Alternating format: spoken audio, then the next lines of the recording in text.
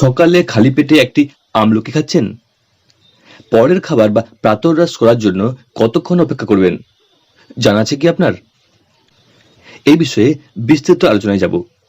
তার আগে করবো ছোট্ট একটি রিকোয়েস্ট, চ্যানেলের সঙ্গে থাকার জন্য চ্যানেলটি সাবস্ক্রাইব অথবা ফলো করে রাখার, এবং ভিডিও ভালো লাগলে একটি লাইক দেওয়ার এবং আপনার মতামত জানান নিচের কমেন্ট বক্সে লিখে।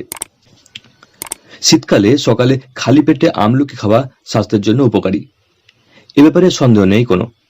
কারণ আমলকি শরীরের রোগ প্রতিরোধ ক্ষমতা বৃদ্ধির পাশাপাশি হজম প্রক্রিয়া উন্নত করে, লিভার এবং অন্ত্রের স্বাস্থ্য ভালো রাখে, সেই সঙ্গে ত্বক ও চুলের ঔজ্জ্বল্য বজায় রাখে। তবে তার জন্য আমলকি সঠিকভাবে খাওয়া প্রয়োজন। আমলকি খাওয়ার আগে বা পরে কি খাচ্ছেন তার উপর নির্ভর করে অনেক কিছুই। অনেকেই সকালে ঘুম থেকে উঠে আমলকি চিবিয়ে খেয়ে তার কিছুক্ষণের মধ্যেই প্রাতরাশ করেন।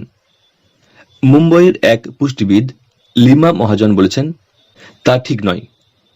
একটি পডকাস্টে আমলকি খাওয়ার অভ্যাস এবং সেই সংক্রান্ত কিছু সাধারণ ভুল নিয়ে আলোচনা করেছেন তিনি।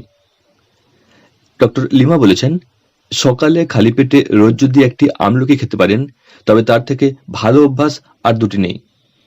তবে যারা সেটি করেন তাদের কিছু বিষয় খেয়াল রাখা দরকার, যেমন আমলকি খাওয়ার কতক্ষণ পরে তারা পরের খাবারটি খাচ্ছেন। কারণ হয়তো দেখলেন সময়ের ভুলে আমলকি খেয়ে উপকারের থেকে অপকার হলো, বা কোনো উপকারই হলো না। তাহলে সকালে আমলকি খাওয়ার পর প্রাতরাশের জন্য কতক্ষণ অপেক্ষা করবেন? ডক্টর লিমা জানিয়েছেন, খালি পেটে আমলকি খাওয়ার পরে অন্তত 30 থেকে 45 মিনিট অপেক্ষা করে তারপরের খাবারটি খান। কারণ আমলকিতে রয়েছে ভিটামিন সি এবং অ্যান্টিঅক্সিডেন্ট।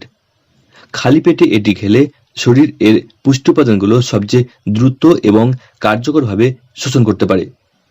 সঙ্গে সঙ্গেই অন্য কোনো খাবার খেলে সেই শোষণে ব্যাঘাত ঘটতে পারে, এমনকি কারো কারো এ থেকে অ্যাসিডিটিও হতে পারে। এরপর জেনে নেওয়া যাক কিভাবে খাবেন।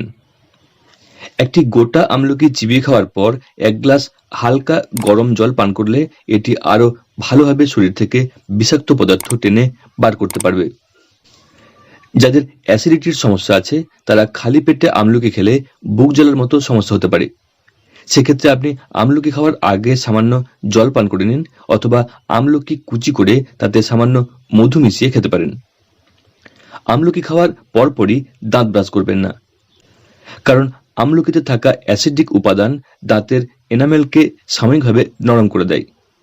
ব্রাশ করলে তা ক্ষয়ে যেতে পারে। তাই মুখ ধুতে হলে সাধারণ জল দিয়ে মুখ ধুয়ে নেওয়াই ভালো।